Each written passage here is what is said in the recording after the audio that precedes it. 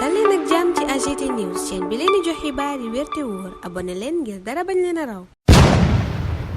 AGT News. Bismillah daleen ak jàmm ci chaîne bi ngeen tàmmul seen bopp AGT News. Président Bassirou Diomaye Faye tey lay amal tukkeem gu njëkk ca France loola lanu Walf Quotidien xëy xamal ci xëtam gu njëkk yéenekaay bi ne tukki booba nag la ne ca gannaaw bari na lool. L'Observateur tuddee loola les paris de Diomaye yéenekaay booba xamal ñu ne Gavi moo invité njiitu réew mi Bassirou Diomaye Faye ngir ñu waxtaanee wàllum vaccin moom sa bopp gën ca bëgg waaye yéenekaay bi ne njiital France Emmanuel Macron invité waale na ko moom président Bassirou Diomaye Faye ñu war a aj war a itam bokk waxtaanee coopération di lëkkaloo gi war a dox diggante Sénégal ak France booba diggante Antenne Quotidien ci la xëy yéenekaay boobu wax ci tukki président Bassirou Diomaye Faye gu njëkk gi tey ca France journal bi ne dana waxtaan ak Emmanuel Macron ci ponk yu bari waaye la taa loola dana teewee forum mondial pour la souveraineté et l'innovation vaccinale yéenekaay bi ne kuréel gu naan Gavi moo ko ca invité bu noppee ca lool nag dana dem wuy ji invitation wu naataangoom Emmanuel Macron ma bëgg añandoog moom njiitu réew mi Bassirou Diomaye Faye buñ ca noppee waxtaanee Sénégal ak France ñu des ak président Bassirou Diomaye Faye kàddu yum yëkkati ci tabaski gi Sud Quotidien tuddee ko la sermon de Diomaye la mu fa wax yéenekaay bi ne ci tënk mooy laxasaayu na moom ak gouvernement wam ngir ñu gën a yombal dund gi ci kaw askan wi président Bassirou Diomaye Faye ca boobale bi yéenekaay na yombal gi nag ci fànn yépp lañu ko bëgg wàññi googa ca bés bi le jour forum civil di ca waxati tey artu naan gaf ak réew mi àttanul yenn yi Sonko booba jamono bés bi le jour ne dekkalaat na ndéngaleer yéenekaay bi ne dalal na kilifay dëkk ba doon waxtaan ak ñoom ci coowal suuf ga fa am dox seen digganteeg Babacar Ngom bu Sedima yéenekaay bi ne yaakaar juddu na keroog ca waa ndéngaleer gannaaw seen ndaje ak Ousmane Sonko 2 minutes pour lire l'essentiel it wax ca waxi ndéngaleer googa di laaj ndax président Bassirou Diomaye Faye am na sañ-sañu saccagé maanaam jaxase